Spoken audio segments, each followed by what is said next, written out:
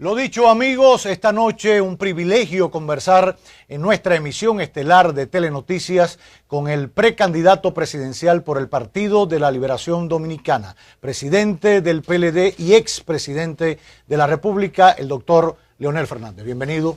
Muchas gracias. Gracias por tenerlo acá. Usted casi amaneció en este canal hoy. Sí, bien temprano. Y una agenda bastante fuerte. Muy intensa el día completo. Fue un honor estar aquí compartiendo. Gracias. Con usted. ¿Y qué podemos hablar? Casi de poesía. Usted lo ha hablado todo ya, presidente. No me ha dejado muchos temas. Por eso recurrí un poco a los televidentes, a los seguidores suyos en las redes sociales, que enviaran algunas preguntas y las compartiremos algunas hoy, tanto en Instagram como en Facebook, como en Twitter.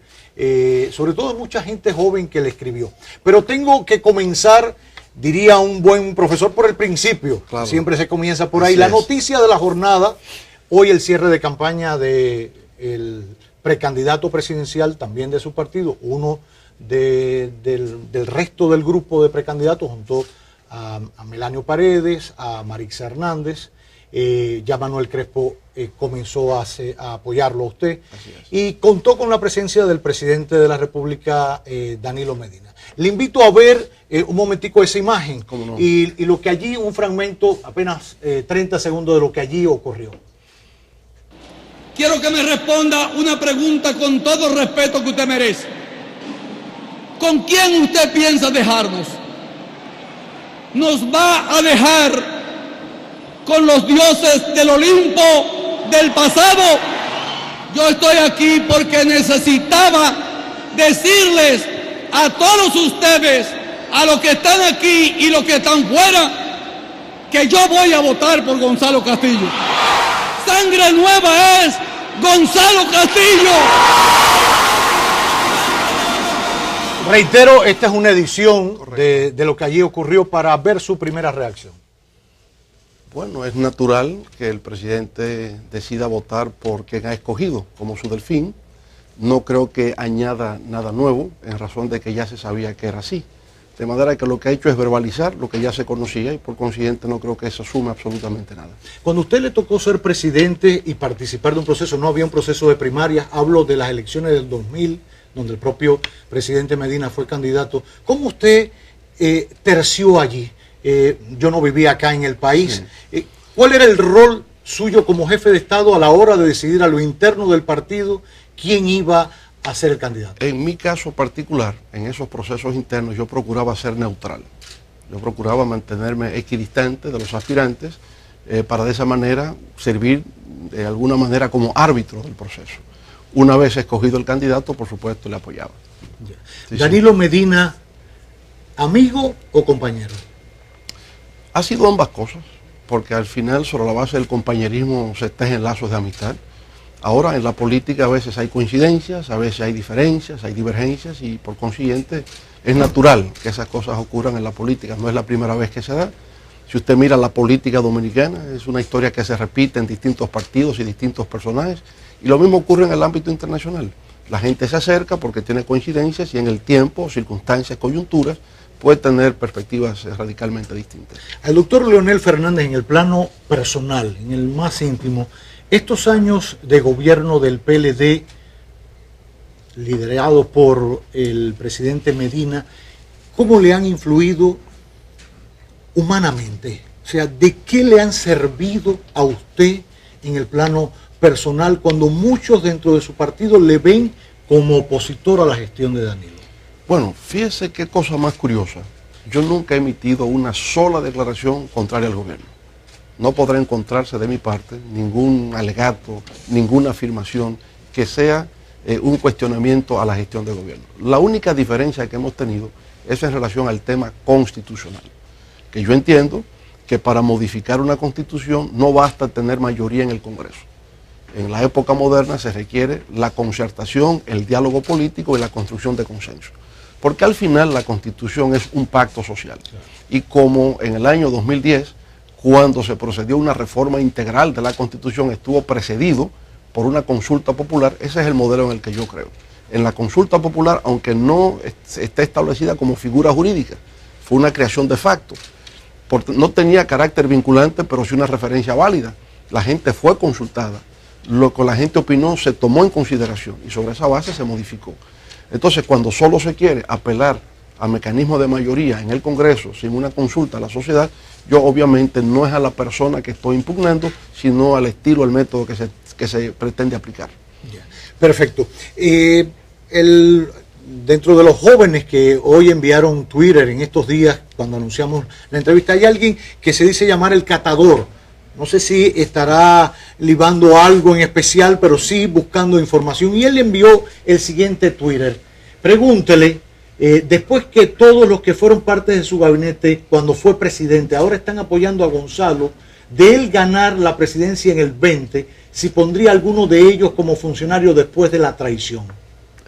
¿Usted lo considera una traición o es parte del movimiento que se da en la dinámica de la política? Debo decir que el catador es muy agudo. Es agudo, ¿no? El catador es agudo. Mire, la política es cambiante. Usted recuerda que aquí el doctor Balaguer en alguna ocasión públicamente juzgó al ex general Elías Wessing, que fue expatriado. Y claro, es un caso, digamos, muy sui generis de la República Dominicana, que después de ese evento terminó siendo secretario de las Fuerzas Armadas. Pero sí es simbólico en señalar que la política es cambiante. Esos compañeros del comité político no tienen diferencias personales conmigo. Cuando yo era presidente coincidían casi siempre con los planteamientos que hacía. Dejé de ser presidente, coinciden con el presidente de turno. Porque el presidente de la República, en realidad, por el cargo que desempeña, es el líder de la nación. Y por lo tanto es lógico que haya, digamos, un giro más hacia estar de acuerdo con los lineamientos del presidente de la República que conmigo. Estoy convencido que si soy presidente de la República de nuevo, ocurrirá exactamente igual. Y no hay que ver en eso traición ni nada, es la naturaleza de cómo la política se ejerce y se desempeña.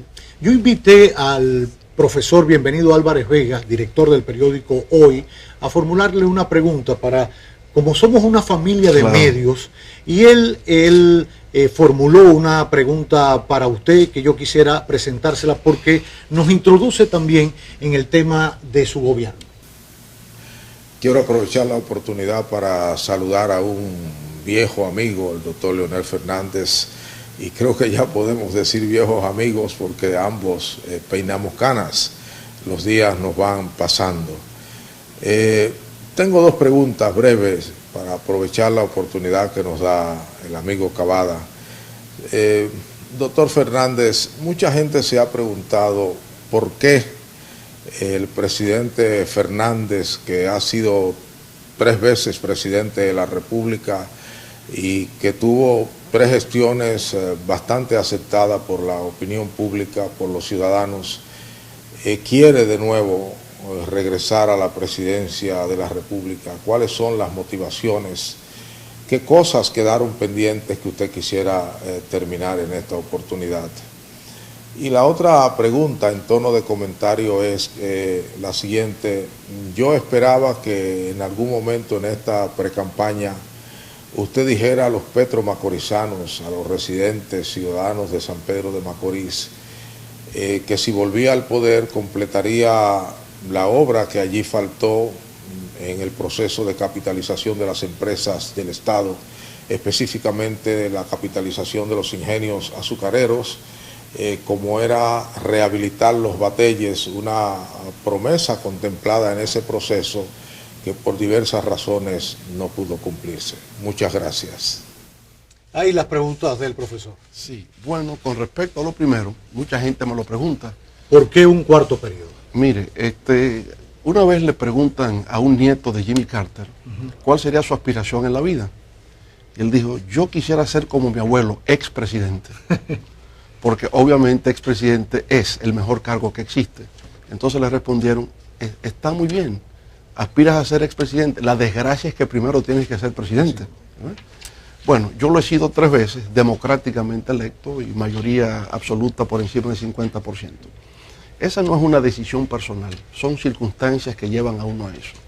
Cuando usted efectivamente en un país con la tradición histórica de República Dominicana ha sido presidente 3 veces, hay una base social de apoyo que le sigue. Usted ejerce una función de liderazgo con ese segmento de la población. Al mismo tiempo, usted se da cuenta que todo proyecto de consolidación democrática o todo proyecto de desarrollo económico y social siempre es inconcluso. usted puede aportar en un momento dado. Yo siento que ha habido una aceleración del progreso en República Dominicana desde que el PLD llegó al poder, pero eso no está concluido. Entonces, este ciclo de la historia que me ha correspondido, los sectores sociales que me apoyan entienden que está inconcluso. Yo, desde ese punto de vista, asumo la obligación, asumo la responsabilidad de ejercer ese liderazgo y me doy cuenta que en una nueva etapa, lo que me puede corresponder ahora es hacer el tránsito de un modelo de trabajo intensivo a uno de capital intensivo. La República Dominicana ha sido un país exitoso en 50 años, antes de nosotros llegar. Yo lo que digo, con nuestra llegada se aceleró, pero ya lo era desde antes. Y ese modelo ha sido exitoso, pero hay nuevos desafíos y hay tareas inconclusas del pasado que también hay que completar. Yo aspiro a un país que tenga mayor nivel de competitividad, de productividad, de innovación, de emprendedurismo. Yo aspiro a un país que tenga una educación de calidad, que tenga acceso universal a la cobertura de salud, que las pensiones sean dignas, que haya empleos para los jóvenes, en fin, que sea un país próspero, que sea un país que genere bienestar para todos los dominicanos, un proyecto social incluyente. Hay proyectos de infraestructuras por igual que requieren atención. Yo aspiro a ampliar la línea del metro hacia Los Alcarrizos, hacia la zona este del país, es decir, Santo Domingo Oeste prácticamente hacia el aeropuerto. Yo aspiro a descongestionar el tránsito en la capital, en Santiago y en otras ciudades, con la construcción de túneles, ¿verdad? Con ese metro al que estoy hablando, un transporte interurbano a través del tren de carga y pasajeros Juan Pablo Duarte, que conectaría el Mar Caribe con el Atlántico. Usted lo ha presentado en el modelo de RD. En RD 44, exactamente. Hay tareas del pasado, por ejemplo, el tema del agua potable sigue siendo una tarea pendiente. En muchas provincias del país, ¿cuál es la prioridad de aquí? El agua potable. Sí. En otros lugares es un tema de energía, es instalación de plantas de tratamiento de aguas residuales. En muchos otros lugares tiene que ver con un hospital que hace falta o una extensión de la universidad. Porque ahora ha ocurrido, Roberto, que las extensiones de la UAS en principio eran regionales. Sí. Pero como nosotros hicimos 8 extensiones, digamos modernas, ahora en cada provincia piden la construcción de una extensión de la UAS. Eso no es un problema desde el punto de vista de la construcción de la infraestructura. Yo les digo a los que lo solicitan, el problema es si podemos garantizar una educación superior de calidad, porque no hay suficiente personal docente para tener en las 32 provincias profesionales de calidad en las distintas ramas del saber. Eso no es posible. Entonces yo sugiero, en combinación con la construcción de extensiones de la UAS, por ejemplo, llevar a cabo un sistema de campus virtual, ¿no? Educación semipresencial. A distancia. A distancia. Entonces sí, yo pienso que uno puede aportarle a su país de múltiples maneras, mayor inserción internacional, desarrollo tecnológico, protección medioambiental. Es decir, hay tareas que son comunes, ¿verdad?, a todos nuestros conciudadanos, pero requieren siempre de liderazgo y de visión de futuro. Algunos creen que tengo esas cualidades y entonces yo asumo la responsabilidad de llevar a cabo esos compromisos y esos proyectos. A propósito de eso, hay muchos preocupados con la continuidad en la obra del gobierno de Danilo Medina. Hay quien incluso lo utiliza como argumento para atacarlo y decir, si el presidente Fernández llega a la presidencia se va a olvidar del CAI, que es uno de los centros maravillosos para atención especializada a niños, o se va a olvidar de empresas pequeñas o medianas empresas que se han logrado con las visitas sorpresa, que han recibido financiamiento. ¿Eso será así? ¿Le dará la espalda a lo que ya se ha avanzado de obras concretas de este gobierno? Mire, como respuesta a eso, yo me permito tomarle prestado el eslogan al presidente Medina. Yo continuaré haciendo lo que está bien, vamos a corregir lo que está mal y cada quien hará lo que nunca se ha hecho. Entonces, en ese sentido, no hay por qué temer. El 911 es un buen servicio. Mire, lo vamos a consolidar y ampliar. Claro. Si lo que se ha logrado en materia agropecuaria con las visitas sorpresas resulta beneficioso para el país, eso se va a continuar. El desayuno escolar, el almuerzo, la merienda, la tanda extendida, todo eso es positivo, lo vamos a continuar. Pero, en adición, no nos basta construir escuelas, no nos basta dar desayuno, yo quiero una educación de calidad.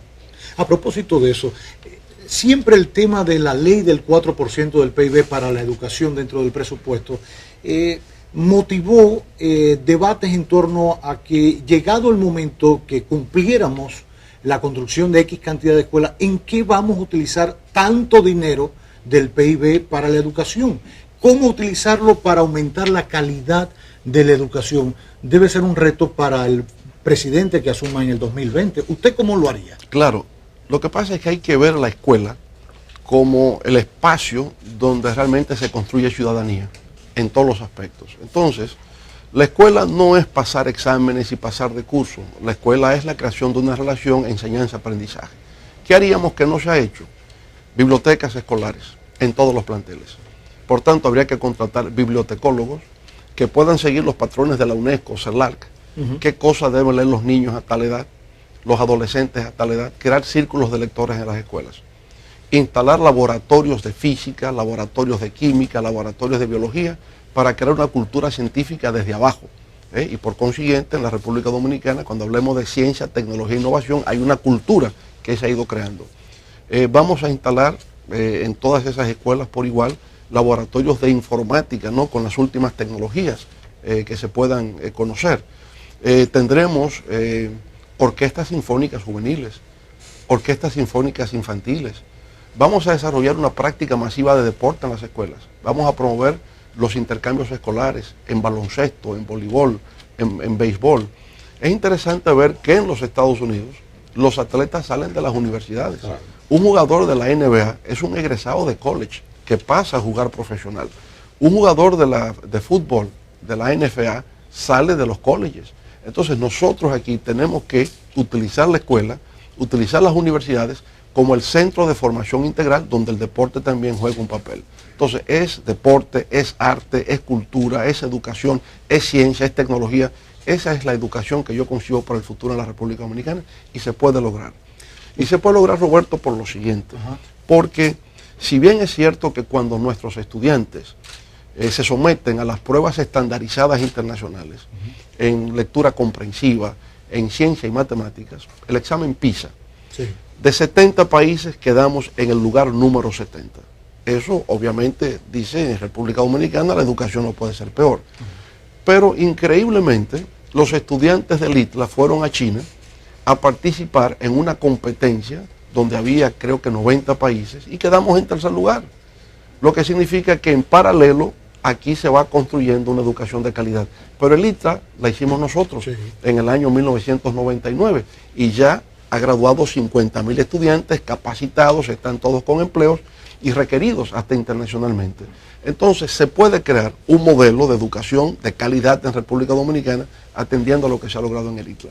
Hablemos un poquito de cómo conformar un gobierno. Usted ha insistido en que se va a apoyar mucho en la juventud, que hay una nueva manera de hacer política o de gobernar.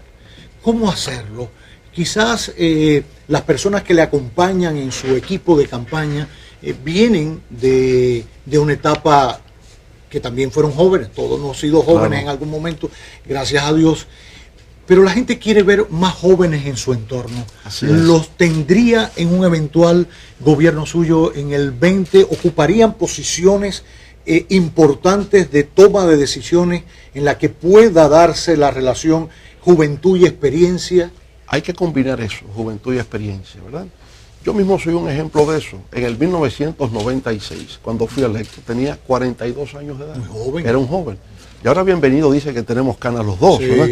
Yo le aventajé, me quité los bigotes porque estaba muy canoso. Él se lo deja. Pero yo vi que él se lo deja, vi que él se lo deja.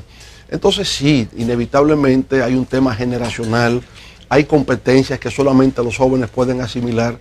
Con los años la gente se va agotando, se torna más lenta, se agota y hay que buscar la manera de transmitirle más energía, más ímpetu, ¿no? Ese ímpetu juvenil que siempre se tiene, hay que combinarlo con la experiencia de un próximo gobierno nuestro del PLD. Qué bien.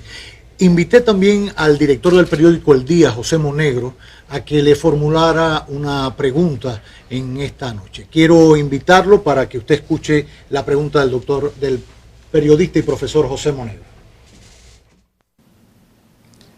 Saludos, presidente Leonel Fernández.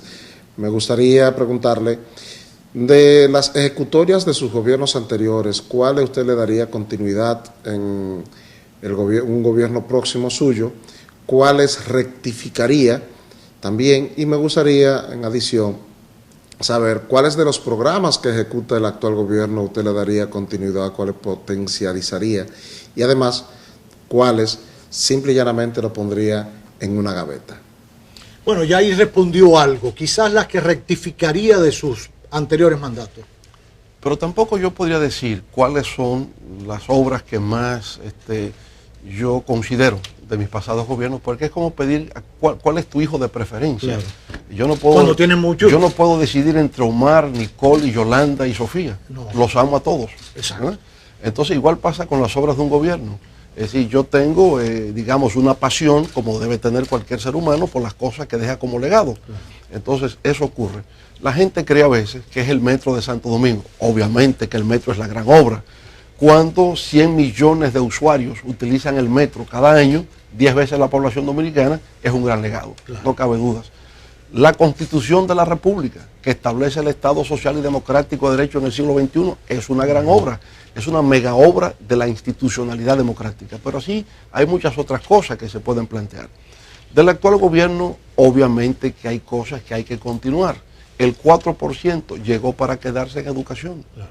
Lo que digo es no solamente quedarse en lo que hasta ahora tenemos, la prioridad sería calidad de la educación. Y eso implica muchas cosas. El 911, obviamente que vamos a asumir el 911 y ampliarlo inclusive a otras provincias porque la gente se siente a gusto con lo que ha sido el 911. El papel del sector agropecuario, sobre todo medianos, pequeños y microempresarios, la financiación que se puede hacer con esos trabajadores del campo, obviamente que podrá hacerse. Es decir, hay cosas que son políticas de Estado, hay continuidad en política de Estado. Y entonces, bueno, así lo asumimos. ¿Qué cosas no haría? Bueno, cada momento trae sus nuevos retos. Yo no puedo mirar lo que vamos a hacer en función de lo que ya se hizo. Son circunstancias distintas. Los pueblos avanzan, la situación mundial también se transforma y usted tiene que tomar esos elementos en cuenta para saber qué es lo que se va a hacer. Pero sí entiendo poner más énfasis en el tema de la seguridad ciudadana, ¿no? Encontrar nuevas fórmulas, ser más innovadores, ser más creativos y más eficaces en el tema de la inseguridad que tanto afecta a la población dominicana. Yo creo que a pesar de que nosotros fuimos quienes suscribimos la Convención de Naciones Unidas Anticorrupción, la Convención Interamericana Anticorrupción y toda la reforma administrativa financiera del Estado, le pondría también más atención a una política de transparencia y anticorrupción. Por cierto, a propósito del tema de la corrupción, casi todas las encuestas que han salido en estos días y las que se hacen de manera habitual, presentan el tema de la corrupción como una de las principales problemáticas, de las principales preocupaciones de la población. Quizás porque no acaban de ver resultados y la gente, yo creo que el tema de la corrupción pasa por tomar decisiones y un complejo mecanismo de leyes para no permitir que la gente se corrompa, pero claro, al que se corrompe que tenga un castigo efectivo ante la sociedad. Quizás las modas América Latina llegan un poquito tarde, pero llegan. Y hemos visto recientemente que se ha puesto de moda juzgar a presidentes en ejercicio o expresidentes. Sin embargo, aquí no.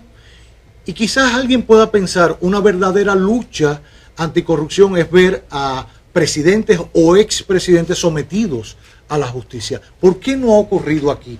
¿Qué nos ha faltado? No llevar a un presidente, a un expresidente ante la justicia, sino que hayan políticas y acciones verdaderas que sancionen al corrupto. Mire, lo que pasa también es que el concepto de corrupción se ha expandido en los últimos tiempos. ¿Qué entendíamos por corrupción antes en la administración pública? Sustracción de fondos públicos, el soborno, el cohecho, el tráfico de influencias. Eso era, digamos, el marco legal de lo que se entendía por corrupción. Pero hoy corrupción es violación a la ley electoral, recibir fondos de una institución que no estaba autorizada para hacerlo. Y eso conlleva penas privativas de libertad. Por ejemplo, eso no existía antes. Es decir, hoy día el concepto de corrupción se ha extendido y por tanto los funcionarios públicos son cada vez más vulnerables. Ha ocurrido la despenalización de los delitos de prensa. Existe la acción judicial popular. Cuando usted combina esas cosas, entonces también es más riesgoso el ejercicio de la función pública.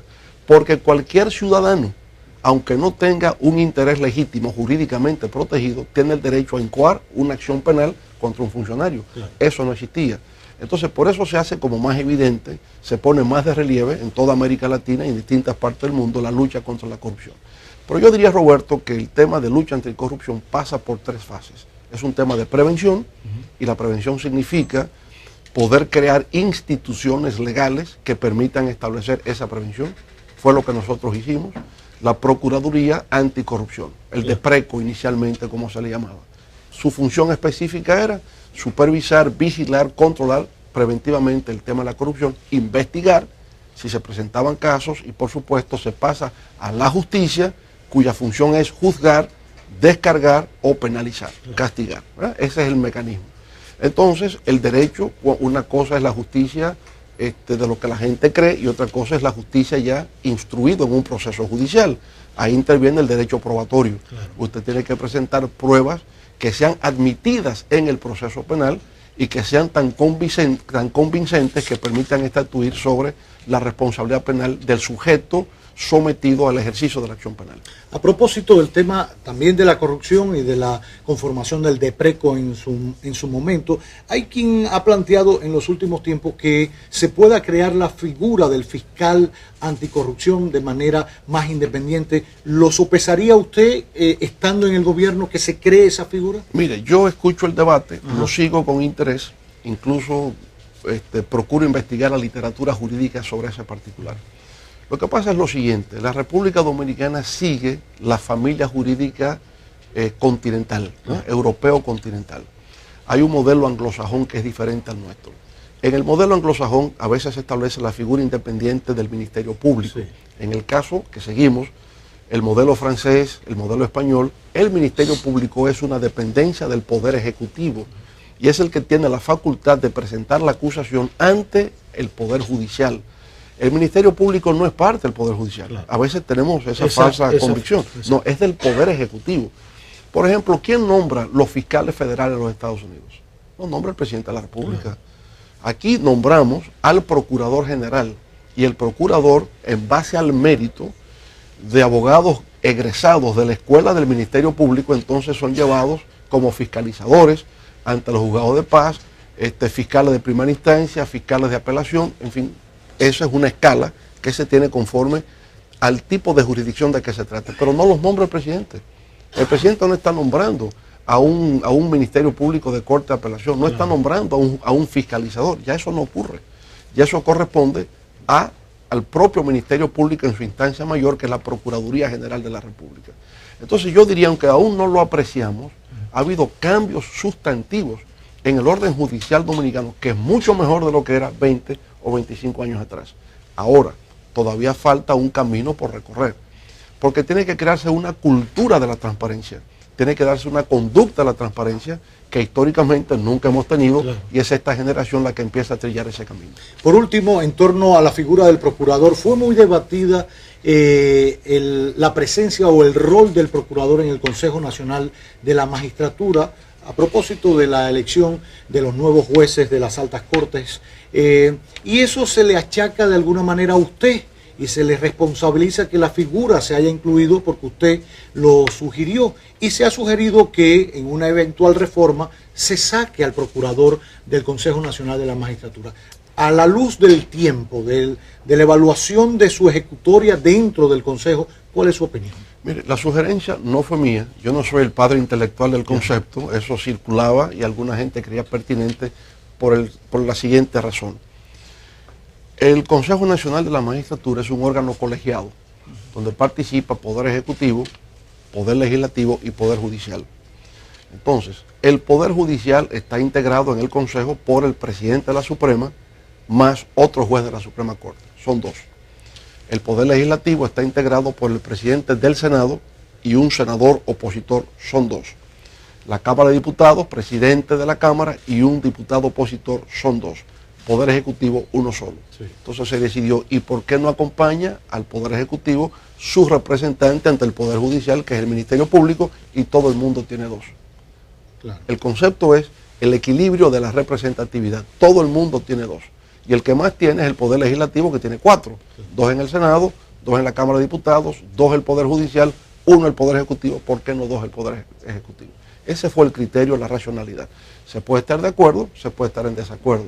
Lo importante, en el caso nuestro, que resulta más democrático que en muchísimos otros países, es que no es la decisión del presidente de la República, sino es una decisión colegiada que involucra a todos los órganos del Estado. Qué bien. Vamos a hacer una pausa. Volvemos con la última parte de esta conversación, más que entrevista, con el doctor Leonel Fernández, en exclusiva en esta emisión estelar de Telenoticias.